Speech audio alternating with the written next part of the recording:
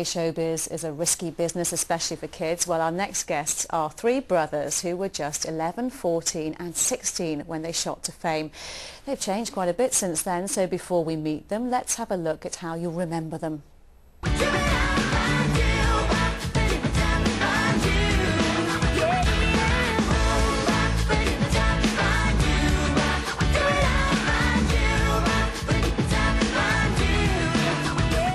Isaac, Taylor, Zach, Hanson. How's it going? Wow. Thank you for coming in. It's great to see and how you've changed. Yes. Well, 10 years will definitely do that. Yeah, I'm sure. Now, when you look back at that, does it feel like it really wasn't you? Because, I mean, you watched it in stony silence just then. No, it's that you're misinterpreting that. That's just a night of tired, in the middle of a tour, Yeah, exactly. I honestly, it doesn't feel like a different person at all. I mean, those are songs we wrote. Those were songs that we, performed and produced. I mean, and since then, 4 albums later, toured the world many times over. Because the thing is, I mean, sort of in the UK, we've been wondering, I mean, what you've been doing in that time. You have been very busy, haven't you? Yeah, well, actually, it's pretty exciting. In 2004, we had a top 10 with Penny and Me, which was our last single of our last album. So, yeah, I mean, things have actually been really good for us, especially even in the UK. The UK has been a very, very supportive. I know. We have people phoning up our office saying they're going to line the streets to come and see you today when they heard you were going to be on.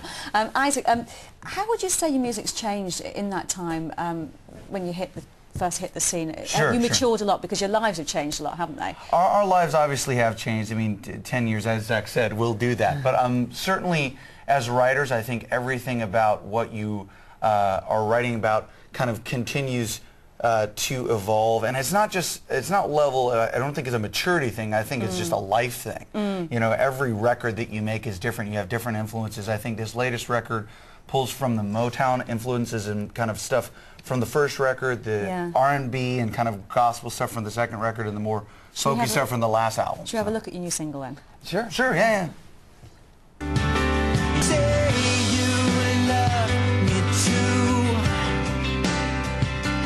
Then why won't you go through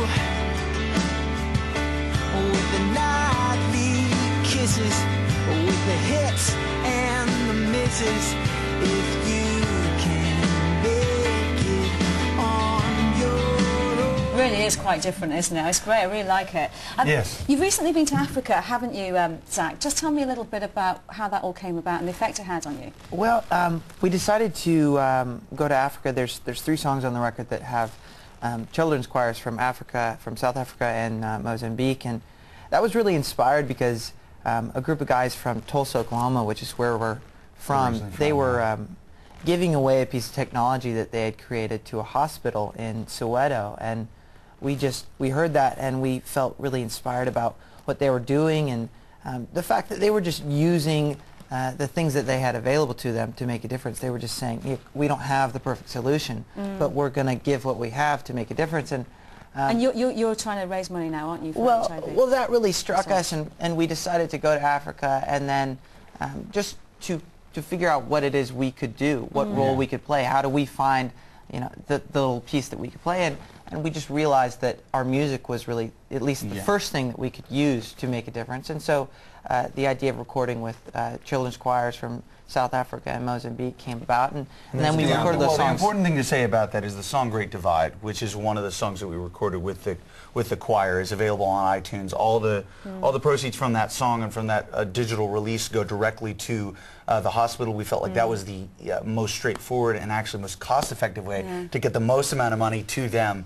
And that's just the beginning. We want to do a lot more. A song is just the tip of the iceberg. Hopefully a lot more in the future. So you've been together as brothers and as professional working partners for so long now, and now you two are both dads. You just recently, Isaac. Yes, yeah. What's it like having families of your own? What kind of change does that make to your work? I mean, again, I think life affects you in kind of a subconscious and conscious way musically, but so it's hard to tell exactly what effect that's going to have on the future of music for me. For the 2-week-old, For my 2-week-old son, exactly. Actually, you get more sleep on tour now than you do at home, basically. Yes, I do. Exactly. Hey, Hanson, great to talk to you, and thank you very much for coming in. Good luck with everything. Thank you.